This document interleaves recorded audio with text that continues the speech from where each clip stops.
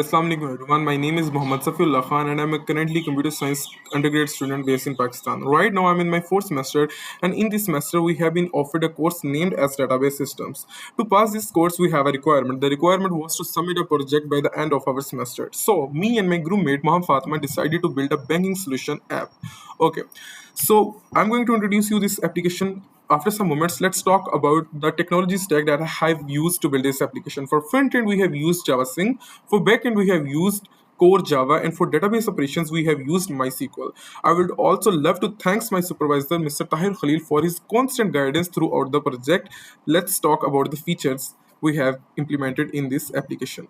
Before telling you the features, let's talk about why I chose banking management system. Okay, while studying database, the most amazing topic that I have encountered was transaction management, and I was blown away by the idea of transaction management. So that's why I choose this project because I want to see how real world applications like banks in Pakistan process our money. Let's talk about the features. I'm going to share my screen with you. Okay, so this is the main page of my banking application. This is a login page where customer, staff, and admin can log in. Let's log in this time for admin. This is my admin dashboard. I know this is very basic, but just wait for a little moments. First, I will create a new branch in system as my system have not any branches right now. As you can see, no branches found in system.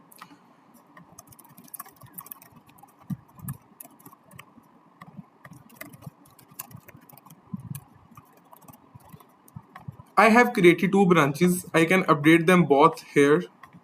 As you can see, this is a detail I have filled, and I can even delete a branch. Let's create a staff now.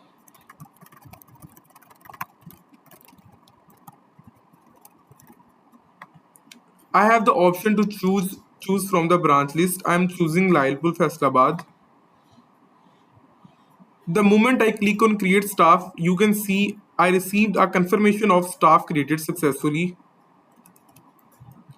And I have also been provided my portal password of staff. Let's sign up for a customer.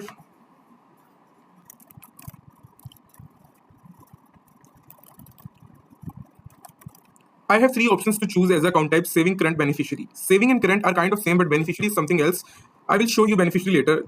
We can choose current this time. We also have the branch list here. Let's assume I want to open my account in Lailpur Faisalabad. When I will click on registration, the validation of the data will be done. Okay, again I am redirected to my login page, and here I can log in as a customer. But I got a warning that account is not open yet. You will be informed by mail. Who will be confirming the account? Obviously the staff. So I have to log in again as a staff. As you can see, I have been logged in as a staff. This is my detail. And I can change password here. First time the password is given to the mail, and other times I can change through this field. This is the account application that we just created a minute ago. Every information is provided here. I'm going to approve this account. Account approved successfully. Here is the customer data.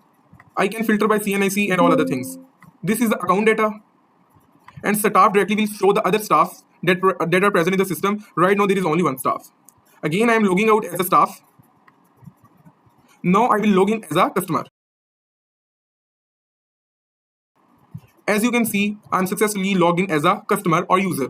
This is my account number that is generated by the system itself. This is my name. This is the first login. That's why last login is not working properly. The next time I will log in, this will show the past login date. There is no loan of this account. There is no balance also. I have many options here. I can edit my profile. I can apply for loan. I can pay bills. I can see my transactions here, and I can send money and add money. Right now my account has 0 PKR. Let's add some money using Stripe. This is a Stripe account.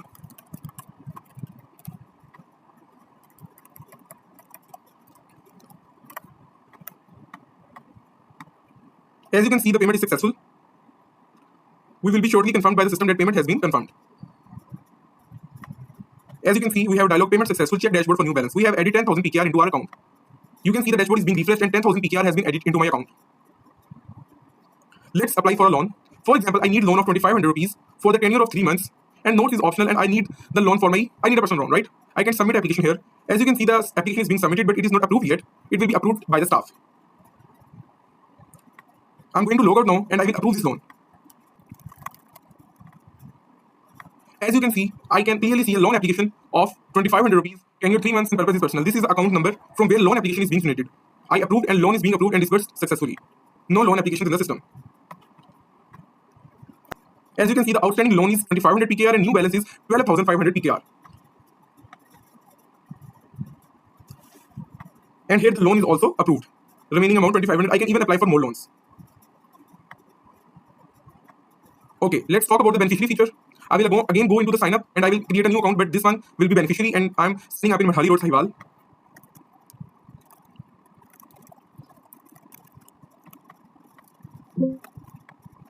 Okay, now I will log in as a customer, but first we have to approve the account again. So I will log in as staff.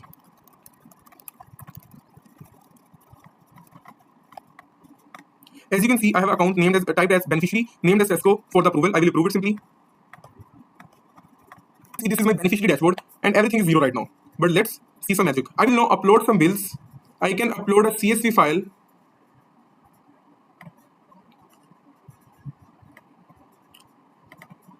This is a CSV file and I will click the send to database button option. I can see my reference number here. For example, I have to pay the bill for Alina. The reference number is 4. I will remember that.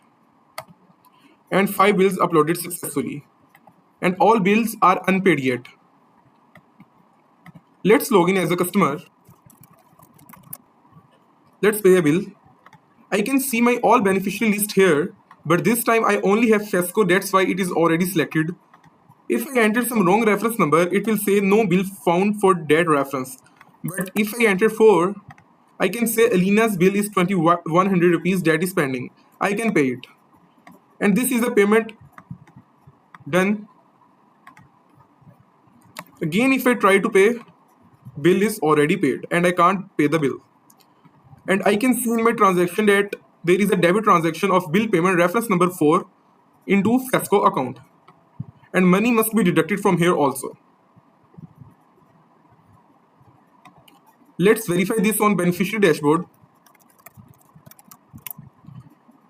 As you can see, the paid amount is 2,100 rupees and bill status for Alina has been paid. Paid bill is 1 and unpaid bills are 4. They can easily print the table and upload more bills. Let's create a new account and I will show you interbank transfer.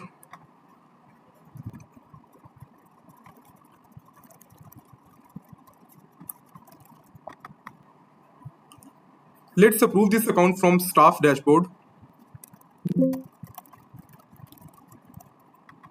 I am approving this account.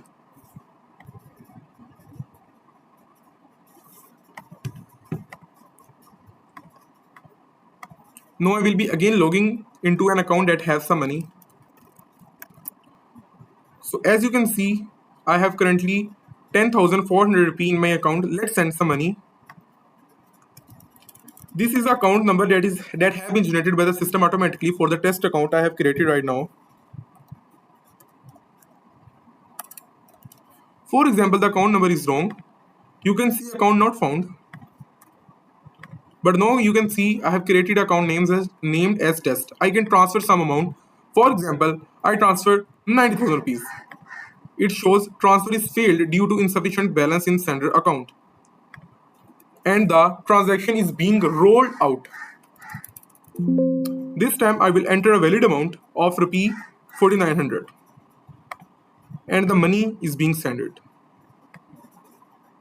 You can again see a debit transaction over here. And the payment must also be shown or updated here.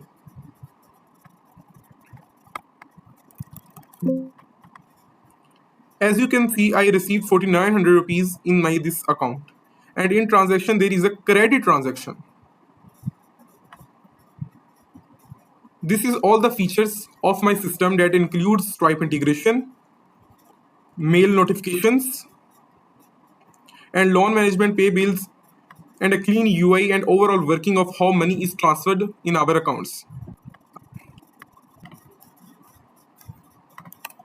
I've also used hashing In my system, I have also implemented the feature of forward password. For example, I am not able to recall my password. I can click on forward password, and here I will choose my role. I will be choosing staff. Next, I will be providing my email address. For example, the email address is not present in our database. You can see, please enter a valid email address. It shows OTP sent to my mail. Please check your spam folder as well. Here you can see I have successfully received my OTP for resetting password. I will copy this and I can write it here. I will enter my new password as 123. Passwords do not match. Just a second. Star password reset successfully. If I again try to log in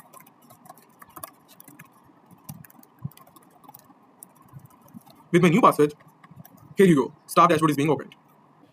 At last, I just want to say thank you so much for watching this video. I know it was a long video, but I have to cover all the features that were in my application. This is my GitHub. You can visit it and you can see the repository of the code. I know there can be some suggestions and I love to hear your suggestions. And talking about what were the difficulties that I faced during the project, problem was that, for example, I'm a user A and there is user B. User A is sending money to user B. For me, it's a debit transaction, and for user B, it's a credit transaction. So that was a problem mapping the transaction for me as debit and for user B as credit. That was a tricky thing, but I managed this. Thank you so much for watching this long video.